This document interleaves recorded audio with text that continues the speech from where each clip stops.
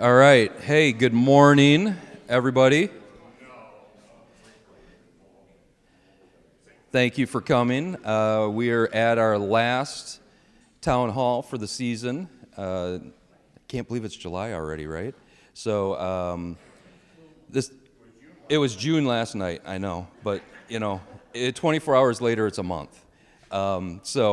Again, this is our last town hall, very important topic, so we've got a lot of data to go through, so we'll kick it off real quick. Again, remember Breakfast of Champions in the back corner there, cookies and coffee for Olympics. This is Roger's 4th trip for cookies. So in the spirit of Christmas in August coming up, we put the temperature in here to about 35 degrees. So, again, thanks for coming. This is a very important topic, so we got a lot to go through. Agenda for today. I'm kicking off the introductions. Kimberly is going to go through kind of a summary of our capital investment or our capital reserve, or 10-year capital reserve status from last year at a high level. Then we're going to introduce Tom and Stephanie from Whiteman Engineering. Who are they? What are they about? They'll give you the details, but we got engaged with Whiteman on the FEMA shelter, the CC1 project that's been delayed. They've done a good job for us, and there's a lot that's going on with our assets and their professionals. So we hired them to kind of do an assessment of what Sandy Pines assets are at. So they've got some good information. A lot of information. Try and hold the questions, if you could, until the end, unless there's an emergent question that's popping in your head. But we do have an area for Q&A. Time frame on this, we're going to try and do. We're scheduled for an hour. We're going to try and get into that hour, but we're going to do 50-50. So if we do 30 minutes of presentation, 30 minutes of comments, questions, that's the plan. So if we go over a little bit, we'll try and get that time back for you, because this is an important topic. This is not, if you were at the board meeting, we hit this is not the last review of this. This is the start of a process.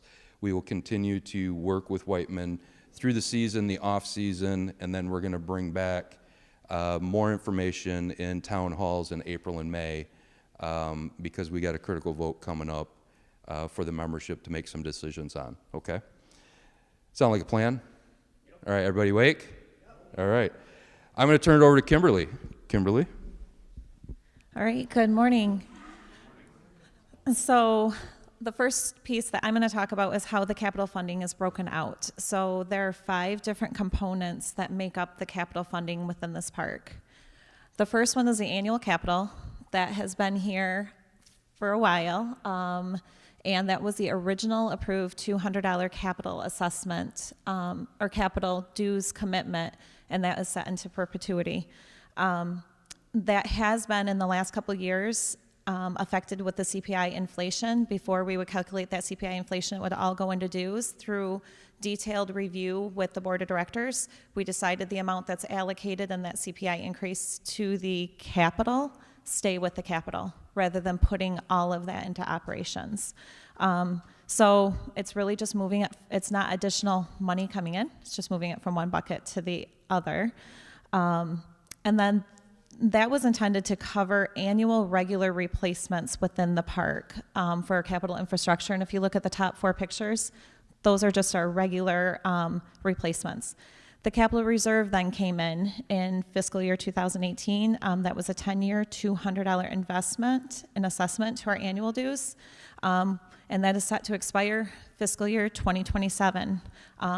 This is highlighted in blue because this is why we are here. The end of fiscal year 2027 will be upon us. The intention of that reserve was to cover specific large replacements to upkeep the capital infrastructure. It covered any additional needs within the park, and those needs kind of come with the demand of a membership that's growing within the community. So if you look at the bottom pictures, those are kind of the main projects, capital projects that were covered with that reserve, which I think is just phenomenal. I want to highlight the last three bullet points, the governmental funding that was supported. So we were successful in the award of that, because without that, we would not have been able to do the Phase 3 storm shelters, the North Shore Storm Shelter, which we're in today, or the Lake Monterey Dam replacement.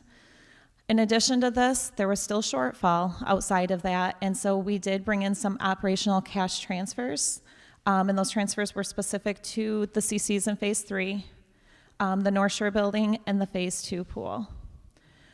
And then last, there was the additional assessment on the Lake Monterey Dam, and that was the one-time assessment, and that was from last year. So this is our 10-year capital plan summary today and looking forward. So as of now, and this is looking at fiscal year 2016 to fiscal year 2027 projected, the annual capital has brought in approximately $5.5 million. The reserve, $4.3 million.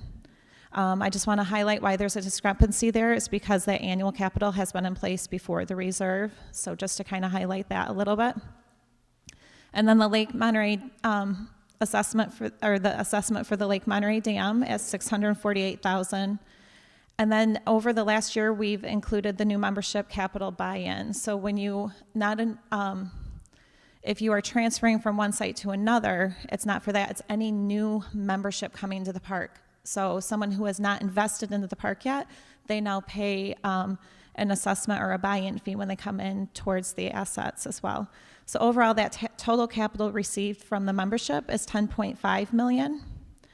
If you look a little bit further below, and the total projects capitalized is $14.3 million. So you can see that that $10.5 million did not cover that 14.3, and so that's where the transfer from operations came in.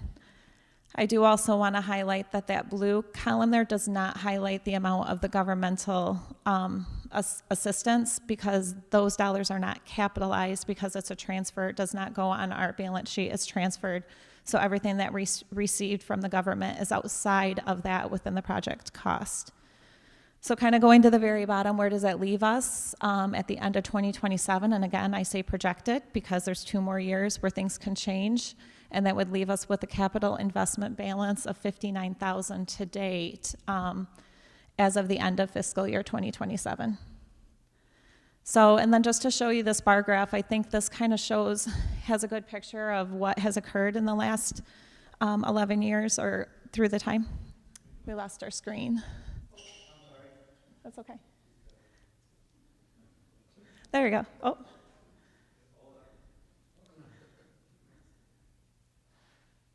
Perfect, thank you. So the orange bar graph here, those are the projects. That's the dollar amount, the investment in projects. So you can see how that trends. The very first spike was the Phase 3 storm shelters. The middle one is the North Shore. And then fiscal year 24-25, one of those is the Cart Bridge, and then the other one is the Phase 2 pool. So you can kind of know in the history of Sandy Pines, you can kind of see that activity in that bar chart. The green, I'm gonna stand behind you. The green right here is our annual capital. And then this blue here, or teal, is when the capital reserve came in. You'll see the assessment for the dam over here in fiscal 25. And then you can barely see it, I can, but it's the new membership capital buy-in is trickling in here in 2025. And then last, any of these dark black bar graphs are where we brought the transfers in, and you can see for those large projects, those transfers from operations were needed. So overall, that's kind of a picture of the capital investment we've put into the park over these years and where all of that funding came from. So where does that now leave us focusing after fiscal year 2027?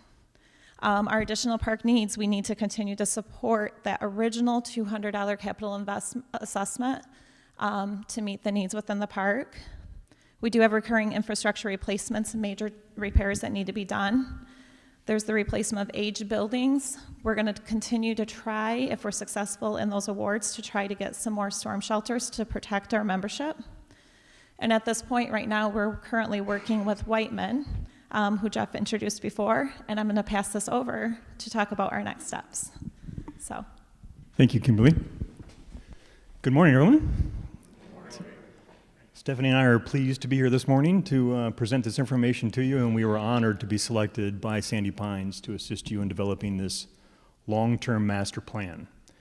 Really a vision or a blueprint for how you're going to manage all of these assets that create the recreational environment of Sandy Pines. There are multiple steps in this process, but the first step in the process is to assess what you have, and that's what we've been doing over the past several months. Stephanie will elaborate a little bit further on that, and it's what we're here today to summarize for all of you. To lead the effort, Jeff and his team has put together this committee, Capital Investment Committee, most of whom are sitting at this table. Doug is representing, well, I'll just say that we've got a cross-section of leadership across Sandy Pines. So in addition to all of us, we also have Craig and Ellen, who are members of the board, who are sitting on the committee. It is this group that is going to lead us forward into the next phase of this project. I'm Tom McKercher. I'm an architect with Whiteman. As Jeff mentioned, I've been involved with Sandy Pines for over a year now because I was heavily involved on the CC1 replacement project. Acting as a principal in charge on this project, Stephanie Holland, my colleague here, has been doing all the heavy lifting on this project. And so I'm going to turn it over to her so that she can take it from me.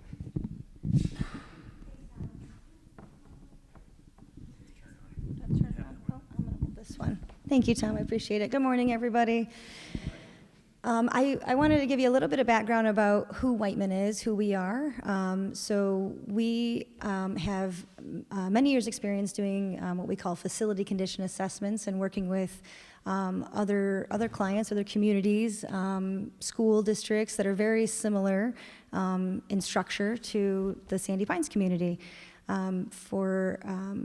What we're doing for you right now is, as Tom and others have mentioned, you know, we're engaged to dig into your assets and understand kind of big picture what we're looking at from an investment standpoint as far as how we have to maintain these assets and what condition they're currently in and what their useful life is. So we do that. We are problem solvers. We have a lot of professionals within our team with backgrounds in architecture and engineering. We have a lot of partners. We do a lot of planning. Some of the clients that we work with on projects just like this one for you guys are the City of Battle Creek. We work with Detroit Public Schools, Napoleon Schools, Whitco Schools, Calhoun County, Allegan County, and also the School City of East Chicago. If you want to jump to the next one. So we were engaged, like I said, because we're problem solvers and there's a problem that needed to be solved. So we know that there are kind of tightening budgets and we need to make sure that we can help you guys forecast your capital investments many years into the future to make sure that we're putting our resources in the right places. And the solution to that ultimately will be a long-range master plan. But as mentioned by Tom, you know, we have to take the steps to get there, which is what we're doing right now. Oops. So you folks, the community members and the staff that at Sandy Pines are your most valuable asset first and foremost. So how you experience the space and how the assets support your experience are critical. The buildings and physical infrastructure are your largest asset. So it's really critical that we have a good plan to maintain those. As Tom mentioned, you know, a master plan is kind of a blueprint, you know, to look out into the future to help, you know, kind of schedule improvements to sustain those physical buildings throughout your community. So why is this important? It's really critical that we have community alignment. You know, are the assets that we have currently here, or do they support, you know, your experience appropriately? You know, do we have, you know, how are they utilized? Do we have enough of a certain type of an asset or you know, too many or the right ones? And additionally, you know, the facilities themselves, are they warm, safe, and dry? Are they sound? And then how do they pan out for long-term use, right? So you've heard me use the term asset a number of times already, and so I just want to give a little definition of that so that we're all kind of on the same page. The term asset, as we use it, does not mean just a building like this beautiful one that we're sitting in. An asset is it is the building, including every system within it, mechanical systems, electrical systems, down to the equipment within the building, the drinking fountains and, pumps inside of well houses and things. But on top of that, it's also the surrounding area. So the parking lots that support the building, sidewalks, landscaping, benches, fencing, things like that. So when I say asset, I just want to make sure that that it's clear that I'm not just saying the physical building itself, it's kind of all those surrounding pieces too. An asset, the purpose of asset management, which is part of what we're doing here, is to kind of, understand what is the portfolio, what do you guys have at Sandy Pines? You have 106 assets, in case any of you were wondering. It's a lot. The next kind of step through this is that we want to understand, how much funding do we need to support and maintain all of those 106 assets, right? Our team, I'm sure you saw them out here in the high-vis outfits. We're doing our assessments of every single one of those assets and determining, are those assets in good condition, fair condition, poor condition, and then what is the long-term, what is the useful life left on all of those assets? And once we collect all of this data, we also need to collect, member input, right? There was a survey sent out, and you guys provided some input, and there will be more of those to come. We kind of take all of those parts and pieces together, and then we have to start analyzing to prioritize, what's the most important for the community. As I mentioned, this is just kind of a brief three-step on how we go through this. So first we collect the data, as I just mentioned, come out and look at every single asset in depth, and then we do what we call an enrichment step. So no community is the same. Even if they look like they have the same population, they're not.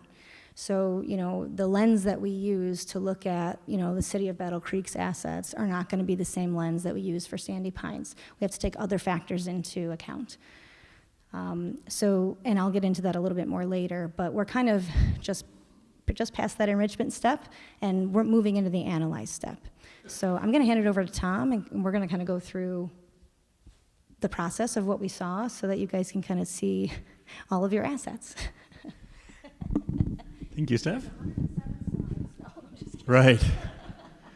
So this is your beautiful community at 2,000 feet, and after assessing all 106 assets, we categorize them into 4 different categories. The first is general building, and there are 17 total.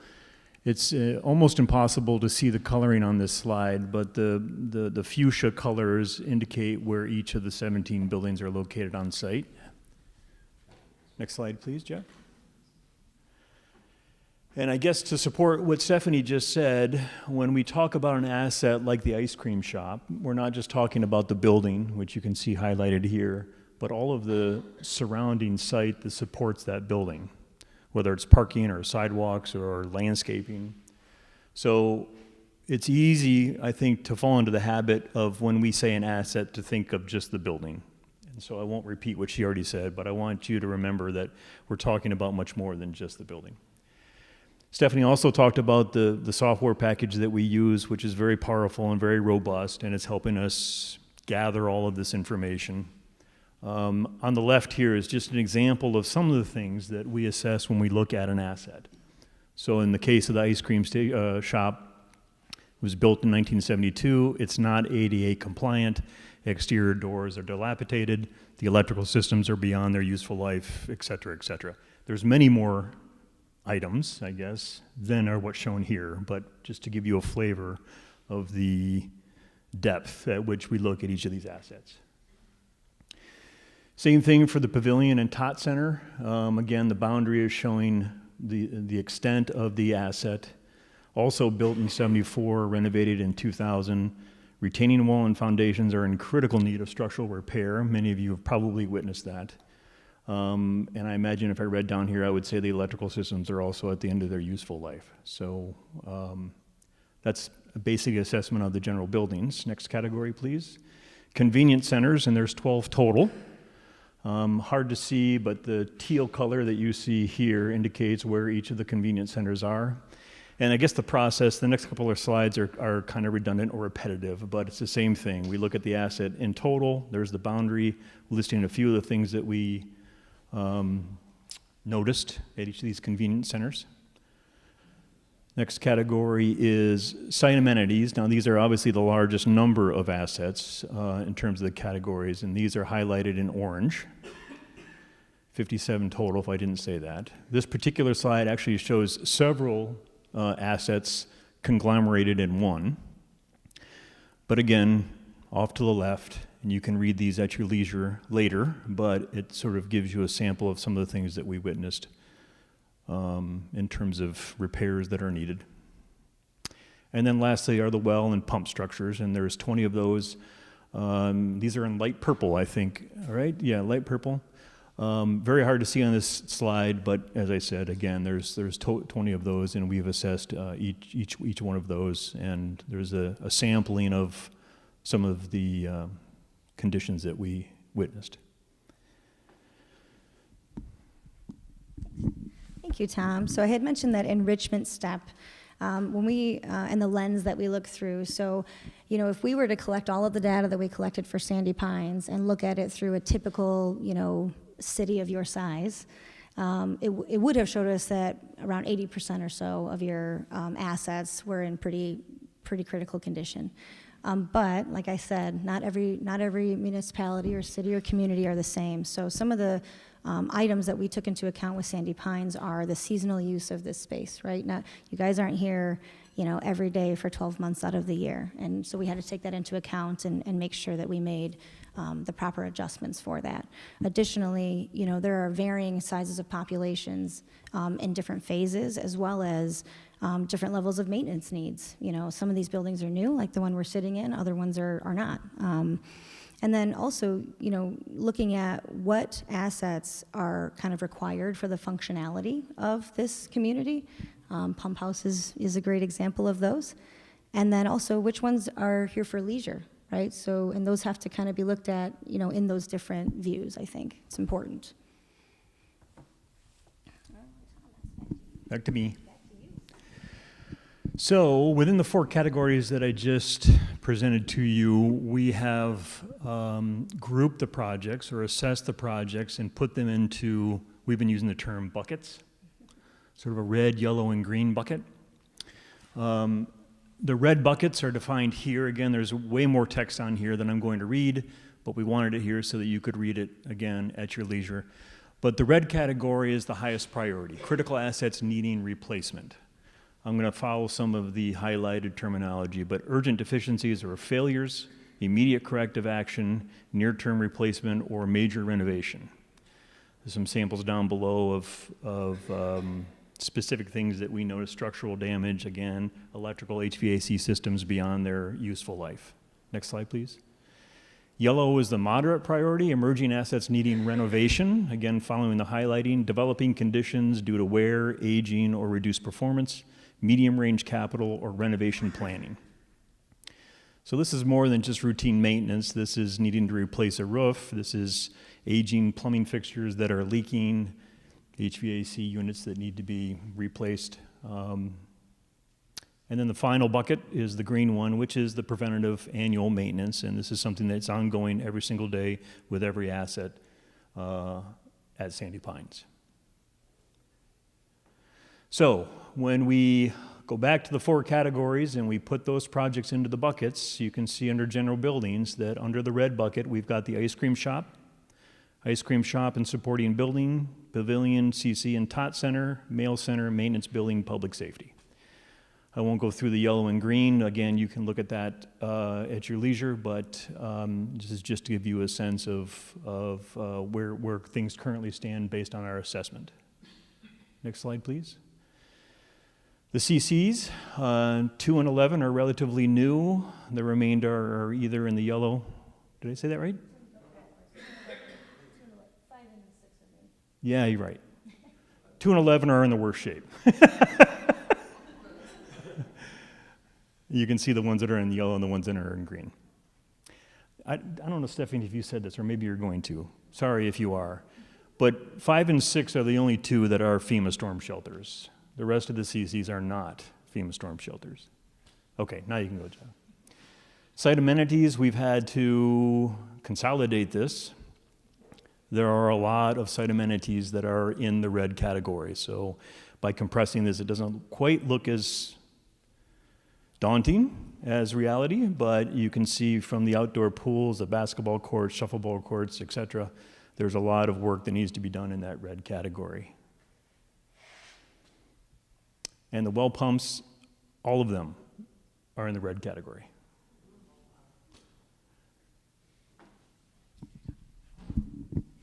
Thank you, Tom. So I want to jump back to this, why is this important slide? And I want to answer some of these questions, or at least fill in some blanks that we've collected and discovered throughout our assessments here. So, with community alignment, we want to make sure the assets support your experience. If the well and pump structures they are critical to the functionality of this community, and those should be high priority for being addressed. Our convenience centers are also very necessary, but as Tom mentioned, we have 2 that are storm or FEMA shelters and the rest that aren't. Your site amenities are, they support your youthful experience. So, it's probably really important for a good experience here to have those assets, up to snuff. And then, same thing with maintenance and public safety. Those are the amenities, those are the assets that kind of keep this place going, keep us safe. And again, with utilization, is it the right amount? Is it too many? We have some member survey results that we'll go over here in a second, but they showed indications of maybe wanting to eliminate some of our these assets or even add new assets in, and those are the things that we're going to take into account when we go through the prioritization process. And then facility assessments in general, as Tom just went through those previous slides. I don't want to sit here and regurgitate the same information, but ADA compliance is really important. Most of the assets don't meet that. There are some pretty significant short-term needs on some of these assets that should be addressed. There's we identified some structural deficiencies in a couple of the assets as well, and then long-term use. Assets that are really important may also have very costly maintenance price tags that come along with them. So we need to look at all of those items when we're considering what's the best for Sandy Pines. So, I listed this slide as a red asset strategy. So if, we have all of those red buckets that we just saw, and in our experience, and again, we've done this with a lot of different communities, there's kind of four options for the red assets, for the ones that are pretty critical. We can do nothing. And what happens when we do nothing is the assets that are in red eventually just have to eliminate. If we can't maintain them, we can't keep up with them, they end up being too costly, they kind of just have to go away. And then, as a domino effect, those yellow buckets eventually become into the red buckets, and the green ones go into the yellow ones, and that same pattern repeats, which I don't believe anybody really wants. The second option is a rebuild in kind, is what we call it. So, if we have, I can use a convenience center as an example. If there's a convenience center that, is really, 2 and 11 are showing they really probably should be considered for replacement. If we replace those buildings, exactly as they are today, yes, you'll have a new building, but it won't meet ADA standards.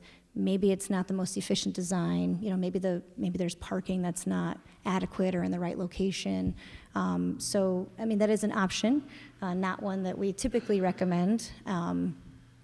Option 3 is to eliminate the asset. So if we have assets that are deemed, I'm so sorry, that are deemed, not necessary or too high to maintain or too many items to invest in, then maybe the option is let's just eliminate it. The fourth option, which is the option that we're going to recommend, is the prioritization option. So continuing, as we've talked through previously today, we have all this data collected. Let's come up with a plan. Let's collect let's collect everybody's input. Let's look at, kind of a long-term approach on having the right assets, that are suitable for this community, right? We want to make sure that how we move forward is thought through enough so that thought through well, so that the capital investments that we're making are, in the absolute best interest of everybody here, right? I'm going to let Tom go through some survey stuff. Yes, so you are all aware that the Long Range Strategic Committee, I think, or Planning Committee, recently put out a survey. There were 12 questions in total. Just under 700 of you replied, so thank you for that information. There's a lot of really good information that we gathered in that. We are still sifting through that or enriching it, to use Stephanie's terms. We just wanted to highlight on two of the questions. The first one having to do with park priorities, and you can see that the winner, or the one that got the most support, was ongoing maintenance and improvements, which was encouraging to hear, because that's really what we're here to talk about, right? And these are the things that we're talking about at the committee level as well. The second slide had to do with infrastructure improvements.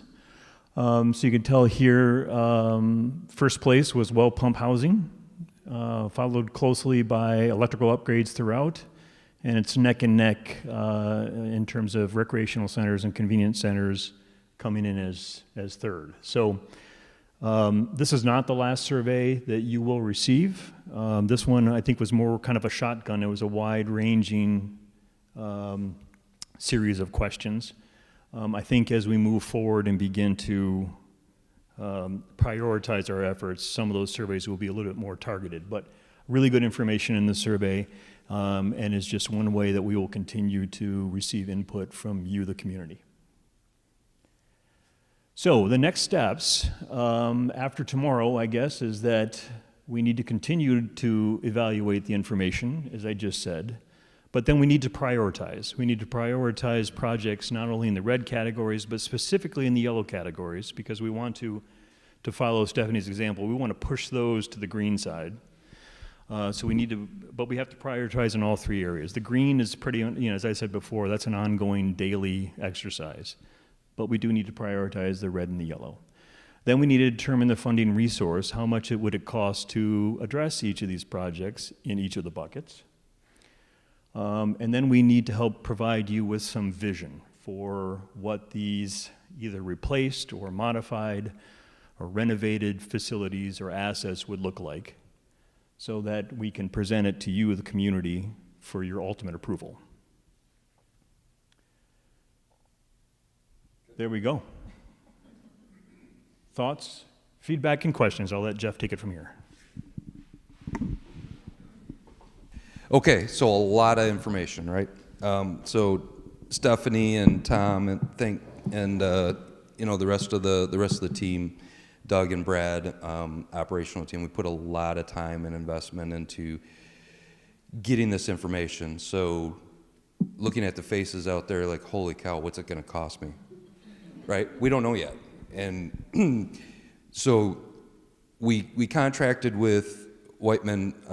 They're the experts in structure, right? When we look at our 10-year capital that we've had in the past, that included structures, that included roads, that included pumper trucks, that included PSO vehicles. That's outside of this scope. So we're taking the structures information, we're still sifting through the data and analyzing costs. Right now we put them in those red, yellow, green buckets. Will some of those move? Don't know. We're still assigning some of those costs. Then the other part of this is the rest of the assets or the capital out there, the pumper trucks, the roads, the things of that nature, is being evaluated by the Sandy Pines operations team to give you a complete package. We don't have a complete package yet. But again, if you do, I don't want to get into cost right now, but if you do the math says $200 for the 10-year capital times 2,163 members gets you about $450,000. The CC FEMA shelter, if we want to go FEMA shelter route, costs $2 million. Okay. excuse me, so there's some additional stuff that we've got to dress up. I'm not trying to scare anybody, but we got to get a complete package. And is this a 10-year project? A master plan goes beyond 10 years. Is it a 20-year, 25-year? We've got to bring that total package to you guys, and that's where we continue to do during the off season, the rest of the season, and into next year. By April, May, we got to give you guys that picture, and we're just not there yet. So, a lot of information. Ian has created a button that's out on the Sandy Pines website. I'm trying to pull it up here. If you go to, yeah, okay, that's fine. All right, screen's gone. Let's see if we can get it back. If we go to the Sandy Pines website, scroll all the way down to the quick links, and there's a finance button there. It's the same section that we put the capital investment presentation from Kimberly last year. The survey will be out there. This PowerPoint will be out there. And that's going to be our avenue to continue to funnel that information to the membership, even throughout the off season. And then, you know, stay connected with the footprints, stay connected with the communications. We'll put some blasts out there that, hey, here's some updated information. Go take a look at it. Okay? So this is the first blush of what we've got. We got a lot of work to do yet. So we'll open it up for any questions or comments. If you can step on up to the mic, and the usual name and site number, and then we'll go from there. And we're pretty much on track to, 9:36. So.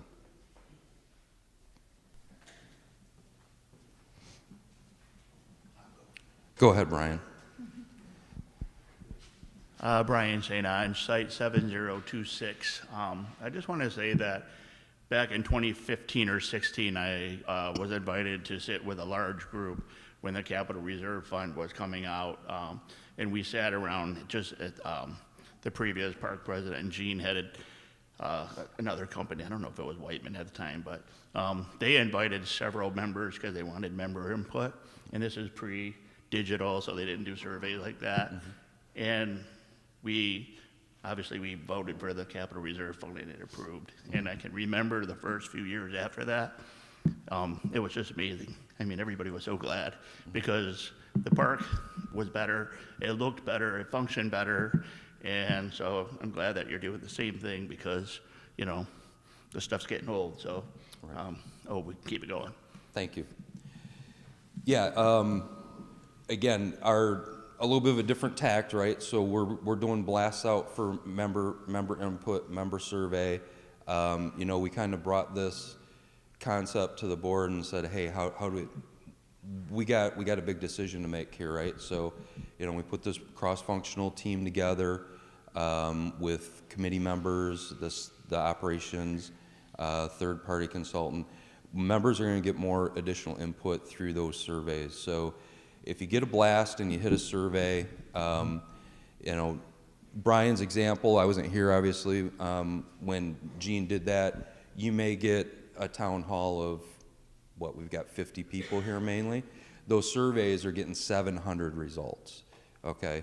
So that's kind of our approach to get member input.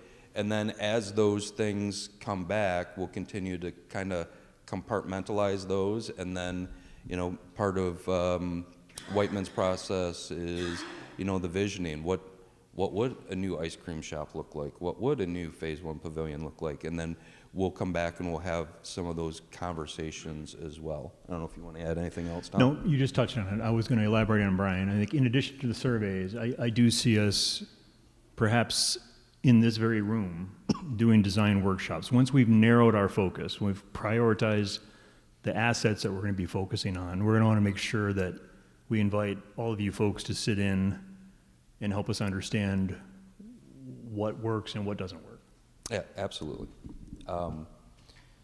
And again, this is critical not only from an infrastructure standpoint, but we've seen the value of each one of your individual sites continue to increase because we've kept the park in a good state of structure. We've got good amenities out there, you know, back to, we're here to have fun, so, you know, it kind of stinks if I'm tripping over cracks on tennis courts and pickleball. Do we have enough pickleball? You know, things of that nature. So this is just the start. And, you know, Jeff, I want to, let's see, I think our assessments are sort of the facts, right? It's sort of regurgitated from our software program, but I think it's important to say, and Ben and Steve aren't here, so we can embarrass them. They are doing a phenomenal job. I mean, they're a wealth of information on the condition of these assets and maintaining them as well as they have. Some of these are well beyond their useful life, but I think that you should be grateful and proud of the fact that Jeff and his staff have done a really good job of maintaining these things. They've just aged, and no matter how well you maintain them, there's a point at which you have to take some serious, or a serious look at each of these assets. So I don't want to leave thinking that everything's falling apart, because it's not. It's just time to look at it.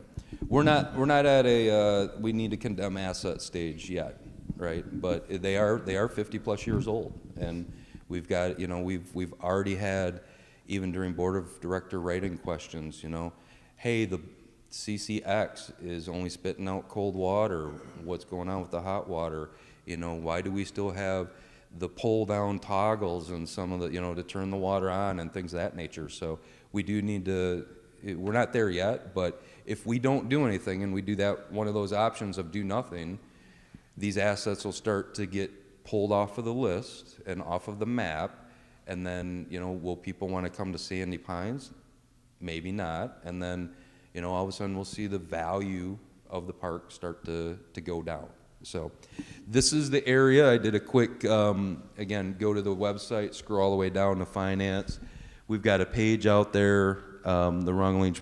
This is where the survey's at, the town hall, 10-year capital town hall, and then 10-year capital renewal presentation.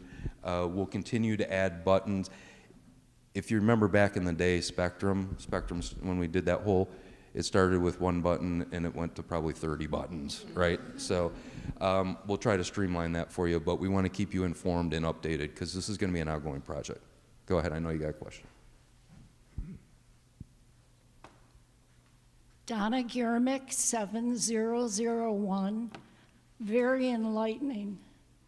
It was an excellent program. It really helps to understand our needs and our responsibilities. So I'm really glad that they've hired you, and looks like we're on the right track. Thank you. Thank you, Donna. Thank you.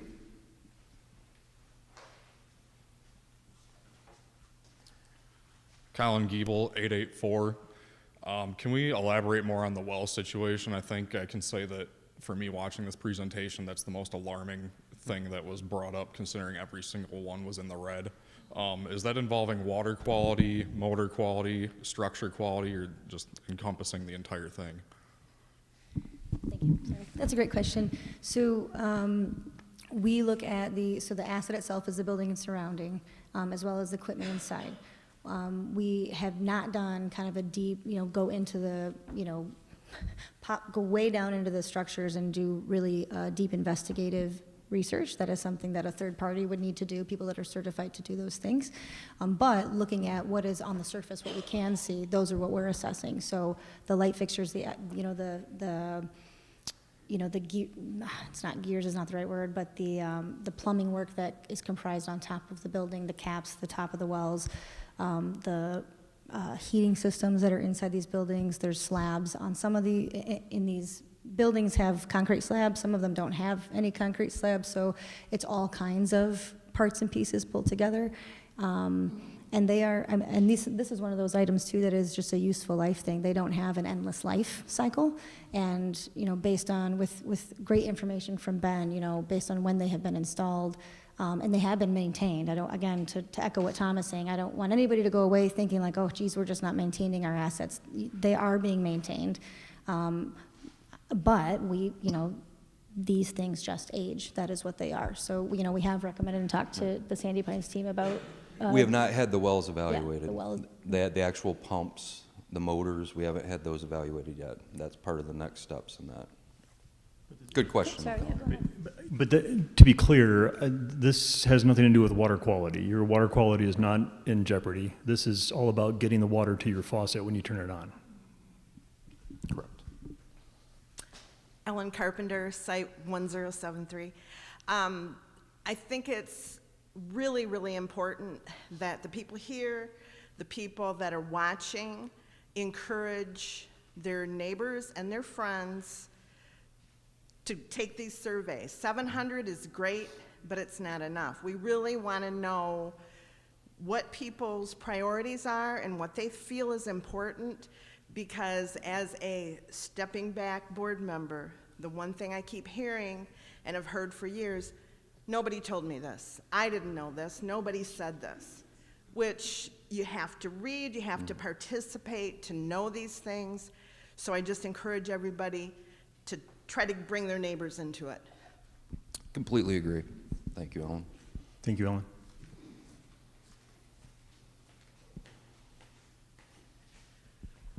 Mindy Vashaw, 1072.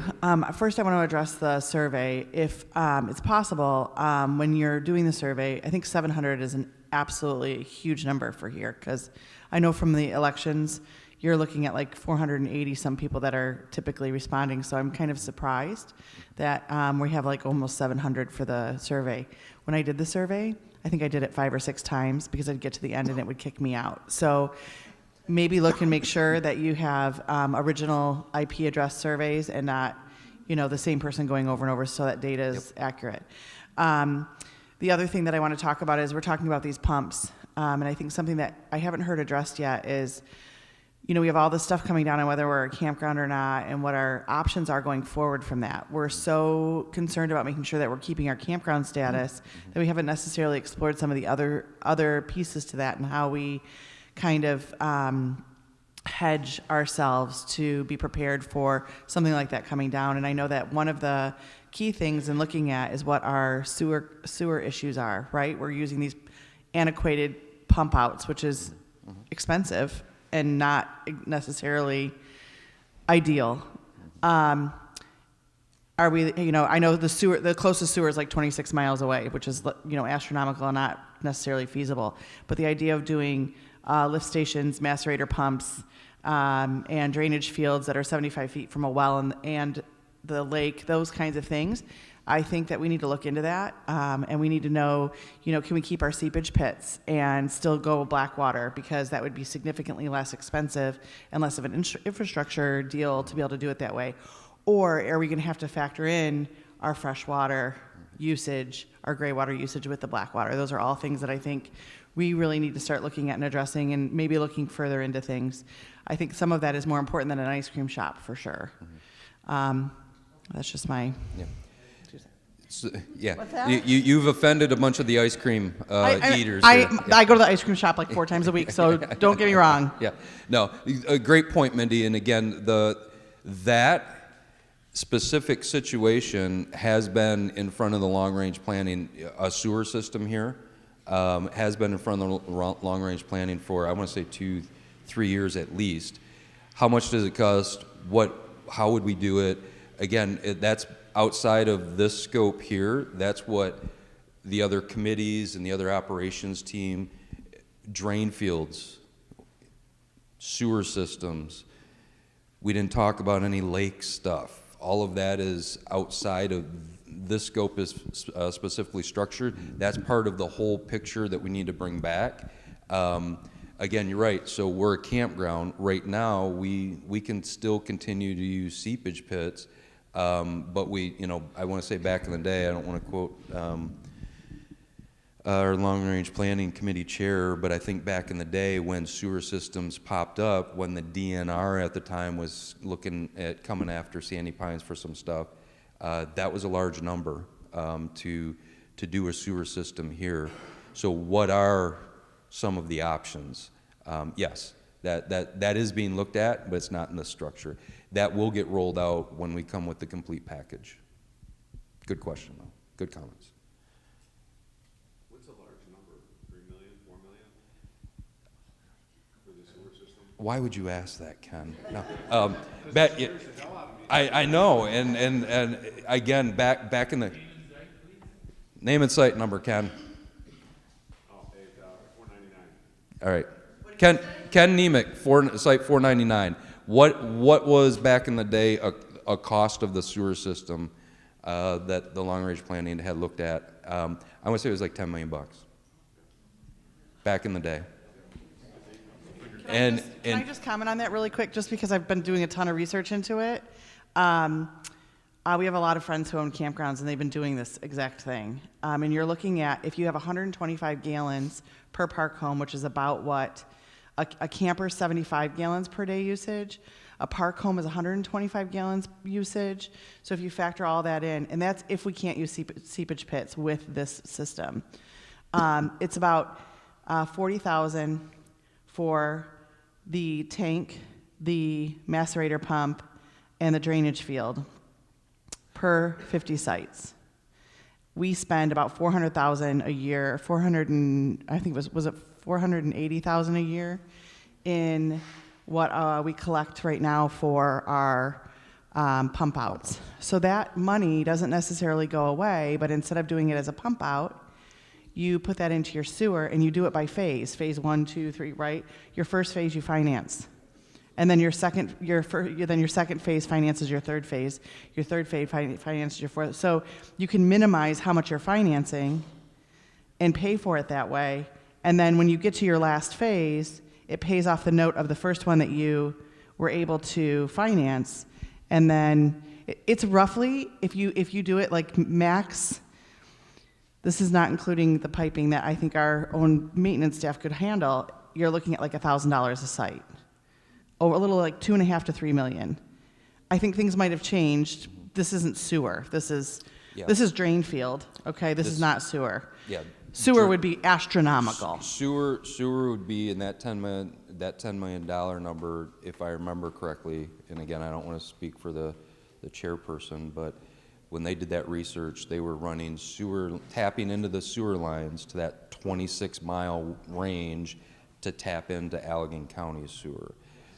That's a lot of money. So they've looked at other options, including what Mindy has scoped out is we've got drain fields here. We got a brand new drain field in phase 3. Now that we've got that drain field, the phase 1 drain field was getting to a point of, holy cow. It's going to exceed its life and its use, and it's going to fail on us. So when we put in that phase 3 drain field, we've switched pump outs now where the entire park isn't going to that drain field. Now we can do phase 3 and phase 1. So can we utilize some of the existing drain fields based on the usage that we have that we report out, and then can we tap into some of those existing drain fields? If not, what does an existing drain field cost? Where can we put it? That the long-range planning is looking at all of that right now. So, good question. Anything else? Oh. Since we're talking about drain fields and pumps, just in case anybody doesn't know, the condos have their own water pump and well and drain fields. And the first condo was built in 2005. And being the president of the HOA over there right now, we're actually dealing with that exact same issue right now. We've got about $20,000 we got to spend pretty soon for new pumps and wells, but our drain field is getting older, and we keep having that inspected as well. So we're independent of the park, and I get the problem. Yeah. So Brian, was that a preemptive strike that we can't tap our sewer into your drain field? Was that? It's like you read my mind. I know. Bruce, you had a question back there. Name and site number, please. Actually, sit down. You got a San Francisco shirt on for the 49ers. Well, you know, it's just a shirt. I'm a Cubs fan and a Bears fan, so I'll duck from that. Bruce Hanson, 1335. I think Ellen brought up the involvement, the questionnaires. We've sent out a survey. I don't know what else you guys can do. I think you're doing a great job. I think it's a great idea hiring somebody where you're looking at the overall structure and how Sandy Pines has evolved over 50 years, and you're kind of catching up on that. I'm looking at it as like, hey, you bought a brand new car. You bought a brand new car, and now you got to maintain that. Well, we got to get to the point of the new car and kind of go from there. And I think that's part of what you guys are planning on doing. Is that correct? Because, yeah. I mean, I'm one of these guys, unfortunately, my wife drives a 2007 Elantra. So it's like, I mean, it's been needing replacement for years, but I just kind of wanted to, get this out there for, the finance people, the long-term planning people. I think that maybe the membership dues over time, I don't think has covered the additional amenities. And if you look at people's places since, that when you bought in and what the value is today, I'm like, how did you get there? You had a nice lake. Okay, well, there's work that has to be done there. You got these buildings that are falling apart. It's like, you got to face the music, at some point. Yep. And, I'm sure you guys will figure out the best way to do that. So I have all the confidence in the world and the management people, and the board and all that stuff. So Thank you. Thank you. That's all I got. Appreciate it. Thank you. Appreciate it. Thank you. All right, so we're coming up on 4 minutes before we can get you out into that beautiful weather. Almost. So how can you help? I'm a member. Everybody else in here is a member. We're trying to get Tom and Stephanie to buy in as members. Ellen brought up a great point. This is important. This is going to impact all of us. Get your neighbors involved. Surveys come out. Answer those surveys. When we start bringing up, visionary, what do we want these things to look like? We have an open house to brainstorm stuff. We're thinking about ways. We got to get the membership involved because it's going to impact all of us, and we just need to be back to one of Stephanie's slides. The community needs to be aligned on, hey, we're going down the right direction. Here's the ones that we're going to address, and here's the costs we're all agreeing to sign up for.